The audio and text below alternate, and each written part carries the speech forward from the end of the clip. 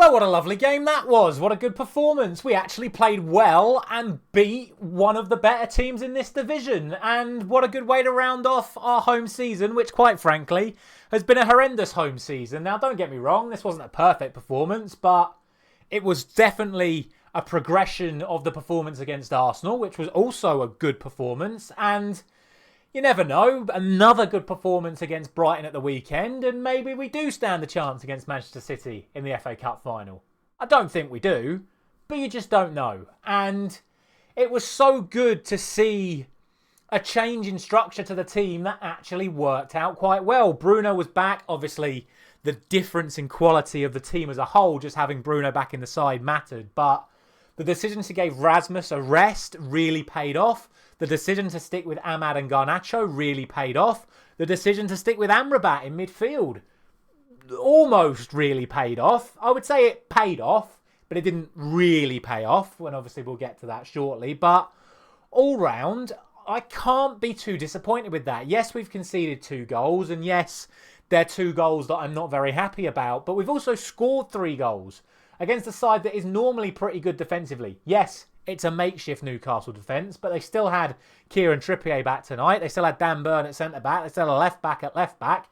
It was basically just Emil Kraft that was makeshift in their back line, and for crying out loud, we had Johnny Evans, Casemiro and Wan-Bissaka Dallo at left-back in our back line, so ours was much more makeshift than theirs. So all in all, like I say, I'm very happy with that, and I think a lot of the players tonight can hold their heads up high. And as a Manchester United fan, I can look at that performance and say that is building towards something. Yet again, there was structure. You knew how we were playing.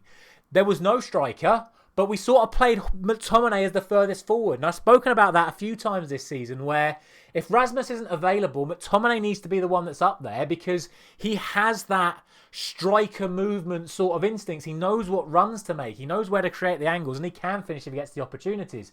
Sadly, he didn't really get many opportunities tonight, as Rasmus never barely does either. But on the whole, it made the team flow better. McTominay was making runs out wide.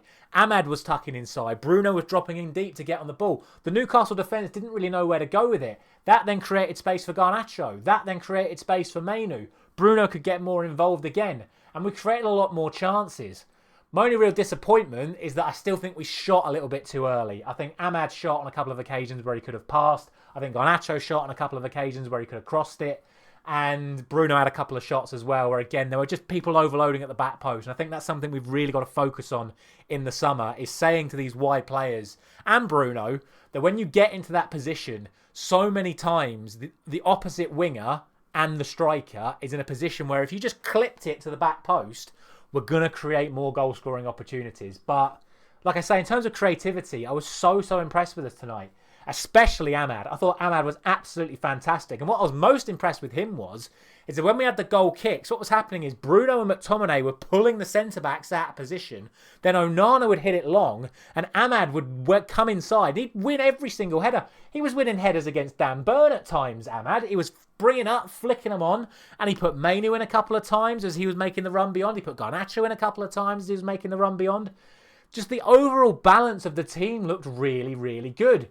And if you're Marcus Rashford, and if you're Anthony, you're looking at those performances from Garnacho and Amad, and you're thinking, I'm going to struggle to get back in the team here. And I think that's what Erik ten Hag needs to be looking at. I'd be going into the Brighton game and the Manchester City game right now with Garnacho and Amad as my wingers. I don't care if Marcus Rashford's fully fit. I don't care if Anthony's been on relatively good form himself recently. Right now, our best 2 wide options are Garnacho on the left and Amad on the right. Other than that, we obviously do need to talk about the 2 goals that were conceded, and they come from, sadly, 2 situations that I've moaned about repeatedly this season. Firstly, the start of the second half. Why are we still not awake at the start of the second half? I don't know if it's because we had a really good first half, because we did have a really good first half, and obviously we'll get to Manchester United goals very shortly, but we switched off again at the start of the second half. And I spoke about Amrabat, how the decision to play him again worked well, but not really well, and it paid off, but didn't really pay off. He was the one that was culpable for this. Very lackadaisical. Onana plays it out. Amrabat, not really awake, takes a really heavy touch, gives the ball away. overload from Newcastle on the far side, and Casemiro again not quite quick enough to get back into position. I'm not going to have a go at Casemiro for this, because I think that'd be very, very unfair. But I think an actual centre-back would have cut out that cross from Jacob Murphy. Really good cross from Jacob Murphy. Really good run, really good finish from Anthony Gordon. But I think if you've got your best centre-back partnership for Manchester United available tonight, I don't think they score that goal. So, a little bit sloppy from Amrabat, a little bit sloppy from the team as a whole. Asleep at the start of the second half again, and it got Newcastle back into the game. Like I said, we'll get to the Manchester United goals in a moment, but then the one that they got at the end to make it 3-2, which kind of ruined what would have been a really good 3-1 win. I'd have sat here a lot happier with a 3-1 win, obviously, but sadly it is 3-2 because yet again, on a corner, we've not really done our jobs properly. I still don't like this zonal marking box thing they do with all the tall players being marked by midgets. I mean, for crying out loud, Kobbie Mainoo was marking Dan Burn. He's an entire foot taller than him. Like, it'd be like me trying to challenge Dave for a corner. It's just not going to bloody work, is it? So that didn't really work. And obviously this corner comes in, it gets headed away, headed to the edge of the area. One of the first things you're taught as a defender, don't head the ball to the edge of the area. And that's exactly what they do.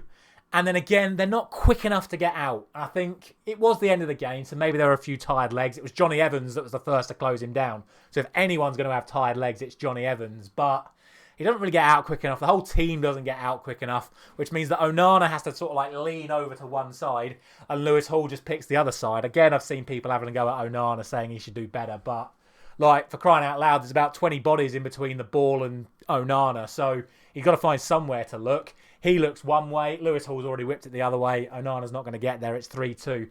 But it's just all-round sloppy defending, which is a shame because, like I said, it kind of ruined what was a really good performance. In terms of the Manchester United goals, absolutely fantastic. The first goal, an absolutely fantastic team goal, like I was speaking about. Getting the ball in wide areas. Ahmad jinking and beating players. Playing inside. Wan-Bissaka out wide, balls in the midfield. Casemiro's playing some really good long balls from centre-back. Amrabat looking to get on the ball. Kobbie looking to get on the ball. McTominay dropping in to create space. Ahmad gets the ball. He cuts inside. And I moaned about the shooting. But in this situation, he looks up, sees Bruno in space, feeds it into Bruno. Whether or not Bruno means it, I don't really know. Because it kind of looks like he tries to backheel it, but then ends up missing it.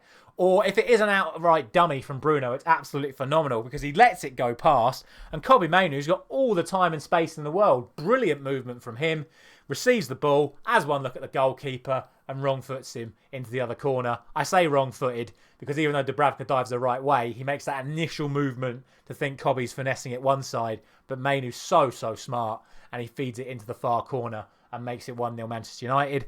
The second goal, just brilliant from Ahmad. Another ball into the back post. He sort of had a trial run of it in the first half with the corner from Bruno.